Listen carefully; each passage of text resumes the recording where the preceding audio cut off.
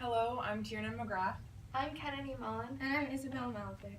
Our question that we chose to discuss is why abortion is such a controversial topic. To answer this question, we set forth two premises. The first being if abortion were federally legal up to 25 weeks, with exceptions in cases of rape, incest, or physical harm to mother. We chose to outline this premise because these are the laws in the majority of states. Also, with these limitations, we eliminated extreme views in order to get a more core argument. Okay, so I looked at this through the political lens, and so in the 1973 case Roe versus Wade, the Supreme Court ruled that abortion during the first 3 months of pregnancy was a matter between a woman and her doctor, so that's shorter than the 25 weeks we chose to look at, but the majority of the states have chosen to make that time longer, and it remains one of the court's most controversial decisions and continues to inspire ethical, religious, and biological debates today. And I looked at it through the eyes of the two biggest political parties, the Democrats and the Republicans. And the Democrats believe that everyone should have the right to choose, and they support Roe versus Wade and women's rights to make decisions regarding her pregnancy. They believe the decision to get an abortion is a personal one, and the government has no business getting involved. And Republicans do not support having abortion legal up to 25 weeks or at all. They believe that an unborn child has the same rights as an adult human and want to make abortion illegal again like it was before Roe versus Wade. They do not support any health care plan that includes abortion and believe federal revenue should not be used to promote or carry out abortions. Currently, 26 U.S. states allow abortions up to 24 to 26 weeks into the pregnancy. In many of the states, this decision was made because that 24 and 26 weeks is when the fetus is deemed viable outside of the womb, meaning it could survive if it was born prematurely. However, states still try to limit abortion access, mostly where there's a Republican majority. For example, 96% of Oklahoma counties don't have an abortion provider, and many other states have similarly low amounts of providers. South Carolina even has laws on what size a clinic's door has to be to try to make it as hard as they can for them to be open, and only 91% of their counties do not have an abortion provider. Okay, so I chose to look at this through a scientific lens, and most abortions are performed during the first 12 weeks of a pregnancy because it's the safest time to have an abortion, and 90% of the abortions in the U.S. are performed at 12 weeks. There are 3 different types of treatments used by medical professionals at different times of the pregnancy. The first and one of the earlier types of abortion is suction curettage. I am not going into this topic or how the treatment is done because you don't want to hear. The second type of abortion is dilation and evacuation. It is used between 12 and 20 weeks, and it is the most common method used. The final method is a drug called R486. This is an anti-progesterone which prevents the implantation of the egg in the uterus wall. And later abortions are done in teen pregnancy because most teens, if they find out they're pregnant, they're in denial, and so they finally figure out, oh, I'm pregnant and I don't want to be. So then, and then a second major reason for abortion is a discovery of a fetal anomaly, and this endangers the mother, so it's really necessary for this right to be available. The first argument in favor of abortions is, as stated in bioethics, the right for a patient to have autonomy. This means if the patient, or in this case the mother, is of capable mental condition, she has complete and final decisions in what happens to her and in her body, therefore making the abortion ethical. The second argument was outlined by Hillary Clinton, a well-known pro-choice representative. She argued that the government does not have the right to intercede on the decision of the mother, and that the Supreme Court case Roe v. Wade supports the right of the mother to obtain an abortion in any circumstances if her health is not compromised. She believes that the federal government should not be stepping in and making those most personal decisions. The last argument was proposed by an American philosopher, Judith Thompson. It stated the premise that the fetus is a separate unit dependent upon the mother. With that premise, she expanded, saying that if a violinist were dependent on you for a blood transfusion or a transplant, you would not be required to give them this life-saving transfusion or transplant. She claimed that the fetus is essentially the same as it is as the violinist, a separate unit that is dependent on another.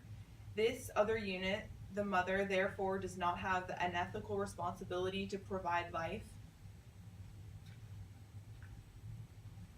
Okay, so this is the second way we looked at it. So if abortions were federally illegal, with exceptions in cases of rape, incest, or physical harm to the mother, we chose to make these exceptions in the case of rape, incest, and physical harm to the mother in order to not include extreme views, therefore getting more reliable and realistic information.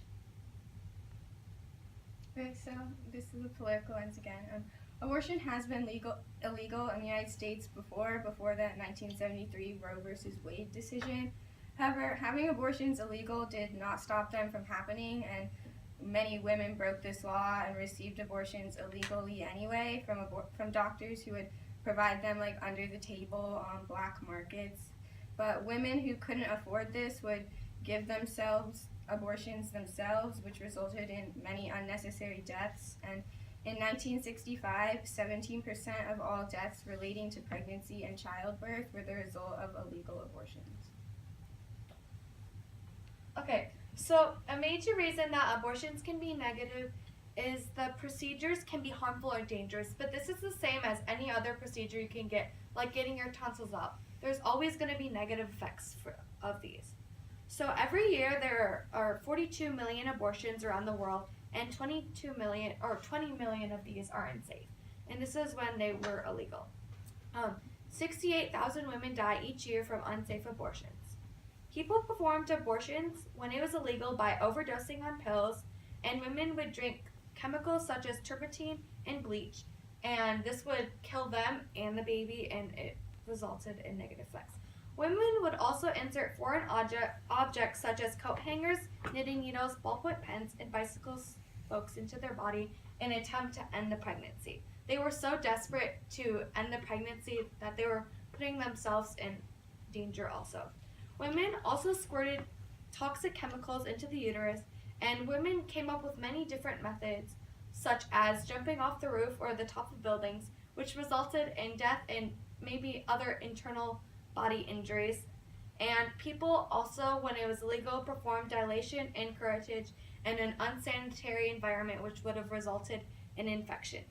Then we also I also found that consequences on the body of these unsafe abortions, which resulted in hemorrhages, infections, sepsis, genital trauma, necrotic bowels, infertility, or internal organ injury, and psychological damage. The first and strongest argument saying abortion is unethical states that the fetus is a person and therefore has basic human rights, which outlined by the U.S. Constitution are life, liberty, and pursuit of happiness. The abortion of the fetus breaks these unalienable rights and therefore is unethical. The second argument states that it is wrong to abort a fetus for any reason, and that allowing abortions for any reason is unethical. For example, if you were to abort a fetus on the premise that it is a girl, it would be considered wrong. Continuing, it also states that the fetus has the same intrinsic value in every situation, and consequently cannot be aborted in any circumstance. The final argument is that it is not her body she is making the choice for, it is the fetus's body. And although the fetus is dependent on the mother, as a society we recognize it as a separate unit. Hence, it should be given the rights of a separate unit. We concluded that abortions should be legal up to 25 weeks with extensions in case of rape, incest, or physical harm to the mother. We concluded this because the arguments on that side seem to be stronger, and abortion has been legal in the United States before, and there were many problems, and women would receive them anyway, which resulted in the death of the fetus and the mother, which, yeah, that's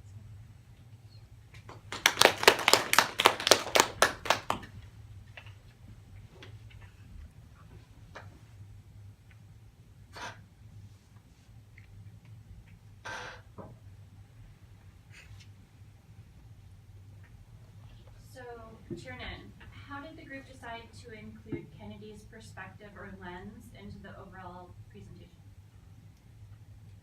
Well, after choosing the topic, we looked at all the different possible lenses that could be considered, and found that that was one of the biggest points around abortion was the procedures and the safeness of it. That was one of the biggest arguments for why they should be legal, and it also it was equally important on both sides, really.